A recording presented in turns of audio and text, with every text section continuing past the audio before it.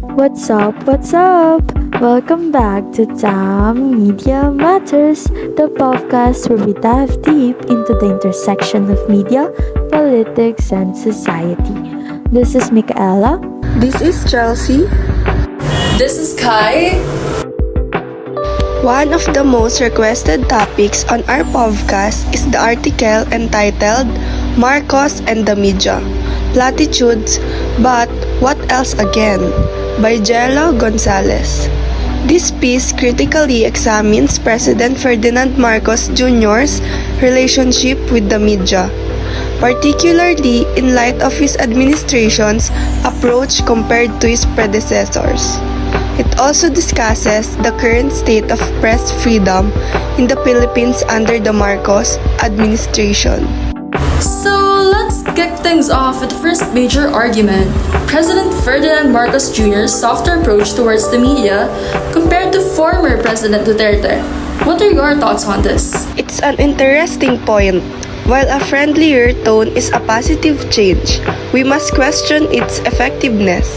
Red tagging and threats against journalists are still prevalent. Exactly. Just because his smiling doesn't mean he's addressing the real issues. It's like putting on a nice suit, but he's still having the same old problems everywhere. Well, even though Marcos has made some gestures towards improving the relations with the media, such as inviting them for press conferences, these actions do not address the underlying issues of press freedom in the country. Well said! And Jello Gonzalez highlighted several concerns about press freedom under Marcos, including the continued attacks and harassment of journalists, which have resulted in the killings of several journalists in the recent years. So, what are your thoughts about this concern, guys? Well, the continued killings, harassment, and attacks towards the journalists have far-reaching consequences for the country, the journalist community, citizens, and the press media. First, it has a big impact on the Philippines. One example is the increased impunity.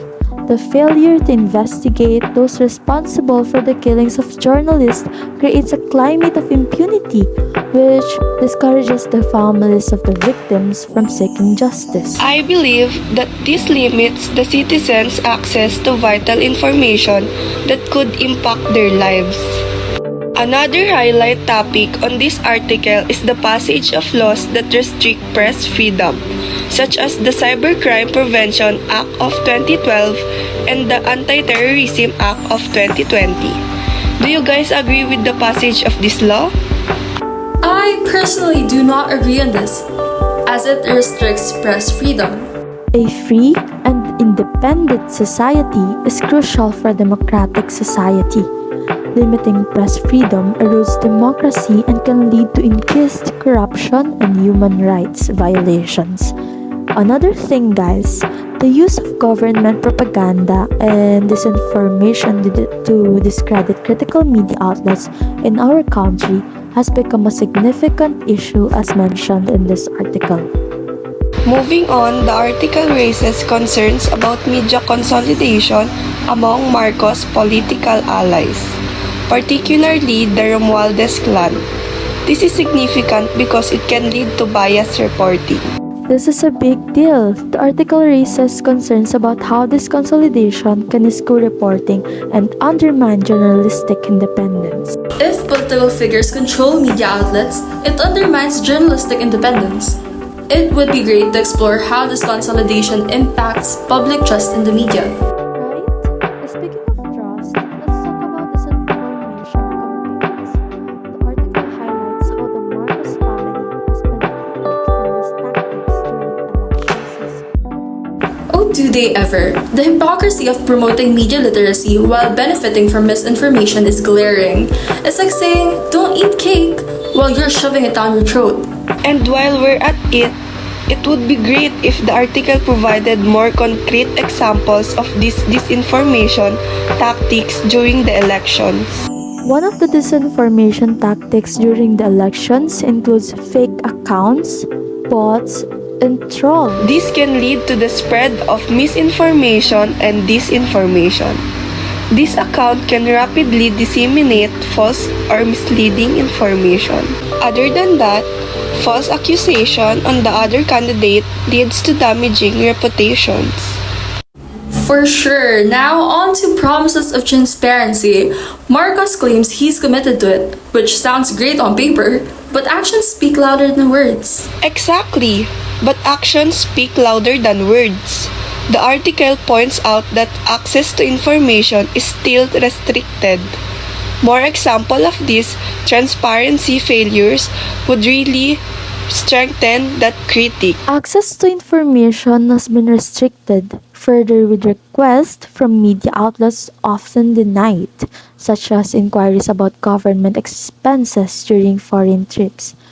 Critical media have faced harassment and exclusion from campaign events, limiting their ability to report freely.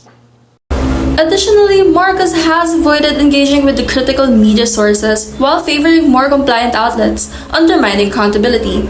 These actions contribute to a perception of opacity in governance and highlight ongoing challenges for press freedom in the Philippines. And then there's red tagging and attacks on journalists. The article also mentions an increase in attacks on journalists under Marcos's administration. This is very alarming. It really is. Despite a softer public stance, systemic issues related to journalist safety remain unaddressed. Right?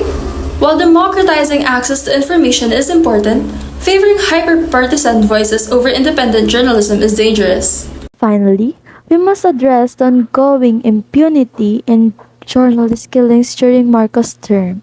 This is a critical topic that can't be ignored. Yes, the lack of accountability reflects broader governance failures and the disregard for human rights. The article mentions specific cases but could dig deeper into systemic issues that allows this impunity to persist. The digital divide adds to this. Social media connects us, but it also spreads fake news like during elections. It's ironic. Globalization links us to the world, but it also makes us weaker. Giving hyper-partisan vloggers more power makes it even worse. We also need better rules, protect journalists, stop unfair media control, and hold tech companies responsible. True, but people must take action too. We need to demand fairness, support free media, and stay involved. Yes, as we should be.